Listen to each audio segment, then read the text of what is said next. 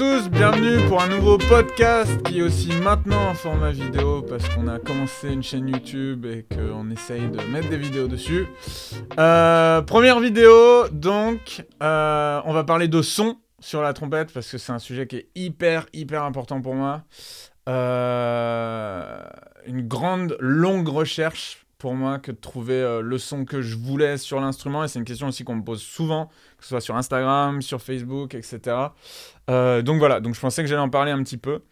Donc ça fait 25 ans à peu près que je joue de la trompette, et j'ai toujours été absolument obnubilé par la richesse du timbre et toutes les différences de son qu'un trompettiste pouvait avoir, que ce soit Chet, Miles, Clifford, même Maurice André, ils ont tous un son qui leur est propre et qui est instantanément reconnaissable.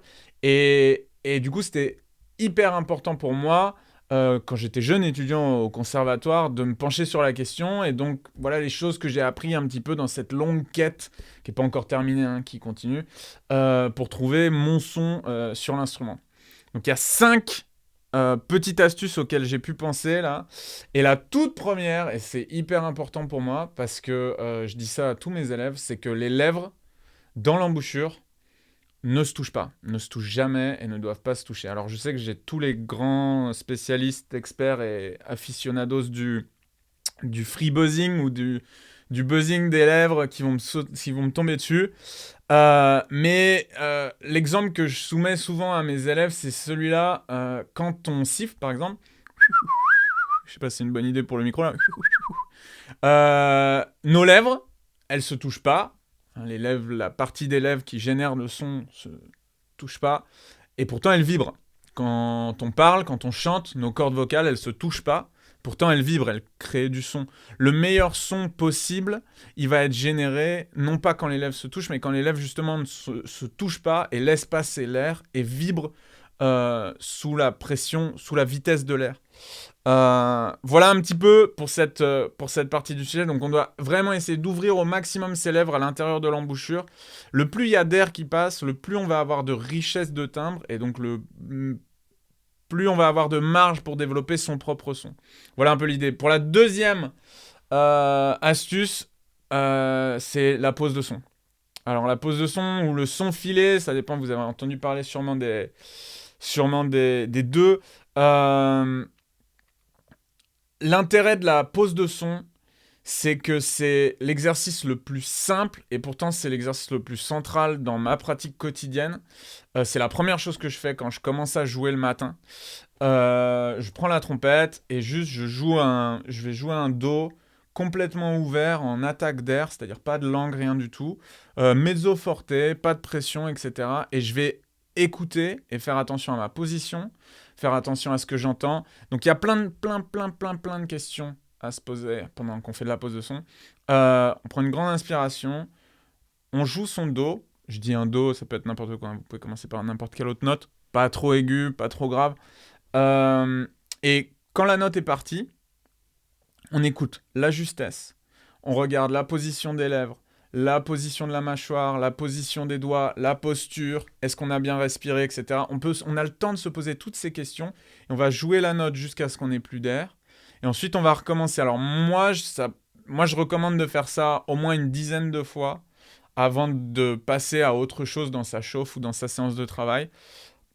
Pas de limite. Moi, ça m'arrive des fois de faire ça pendant 45 minutes, voire même 1 heure, juste jouer des dos comme ça. Bon, alors c'est un peu presque sociopathique au bout d'un moment, donc faut garder son calme, pas trop s'enflammer, mais c'est hyper important et c'est un exercice qui va vous permettre de mettre en place plein de choses. Ok, troisième chose, je suis obligé de faire un petit chapitre là-dessus parce que je sais que c'est un grand et vaste sujet et que ça pose problème à beaucoup de trompettistes, novices comme plus avancés. C'est l'équipement.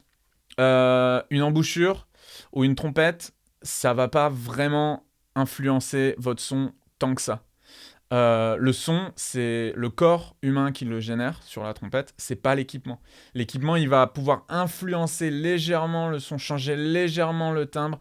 Si vous allez dans des gammes de prix ou de taille très différentes, par exemple une embouchure vraiment minuscule ou une embouchure très large, effectivement, vous n'allez pas avoir exactement la même résonance, pas exactement le même timbre, mais la plupart du temps, L'équipement, c'est vraiment le sujet du confort.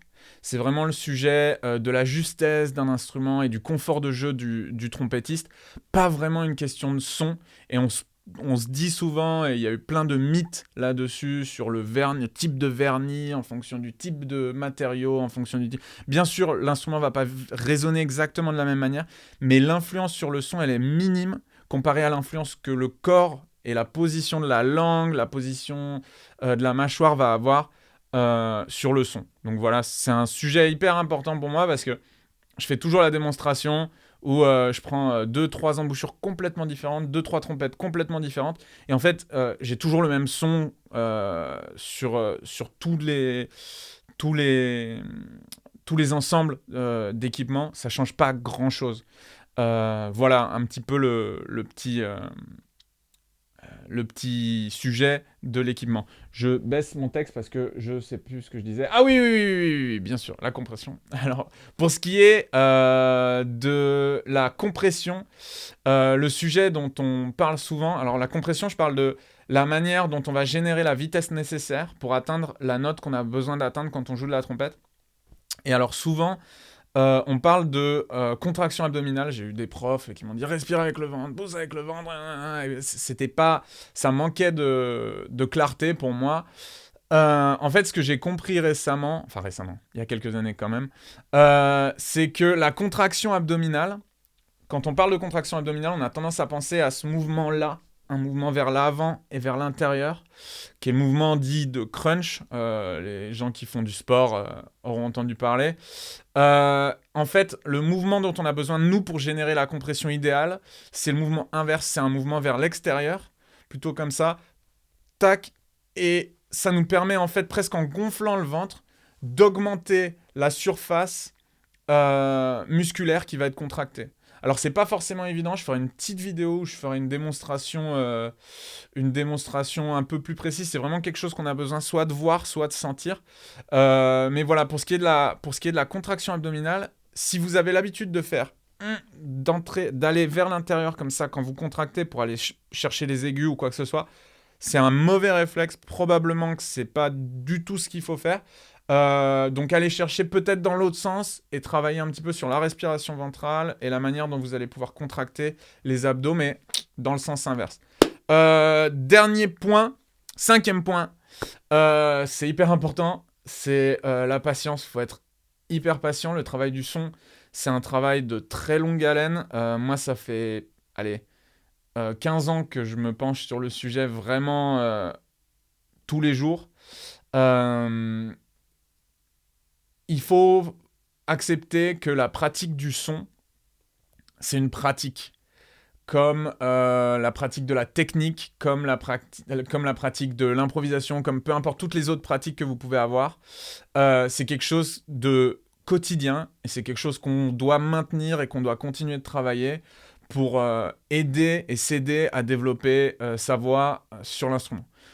Voilà, c'est à peu près tout pour les 5 points. J'espère que c'était clair. Si vous avez des questions ou s'il y a des points que vous aimeriez voir éclaircis dans de prochaines vidéos, etc.